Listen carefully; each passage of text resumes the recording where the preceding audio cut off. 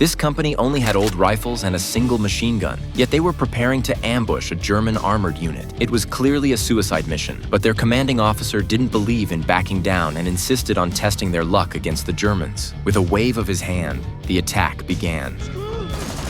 The Danish soldiers opened fire with everything they had, instantly taking down the lead German motorcycle. Everyone cheered, but their smiles froze the next second. The machine gun rounds just pinged harmlessly off the German armored cars, leaving not even a scratch. The Germans quickly regrouped, advancing with infantry and armor working in sync, unleashing a storm of bullets that pinned the Danes down. Then German troops flanked from both sides, their MG3 machine guns spitting fire, silencing the Danish machine gunner completely. The firepower gap was just too big. Seeing the Germans about to overrun both flanks, the Danish soldiers fought back bravely, but their outdated rifles were no match. Realizing the situation was hopeless, the commander ordered a retreat. But during the withdrawal, one soldier was hit by an artillery shell. He lay on the ground screaming in pain, but with the unit scattered, no one could save him. He was left behind forever. The commander and a few others escaped on bicycles, riding as fast as they could through the forest until they reached a farmhouse. Once inside, they shut the door and collapsed on the floor, terrified. The Germans were too strong. The soldiers kept nervously checking the windows, but luckily the Germans didn't follow. The farmer brought a basin of water to help them wash off the blood. It was their first time in battle, and they were completely shell-shocked. Seeing these boys so broken,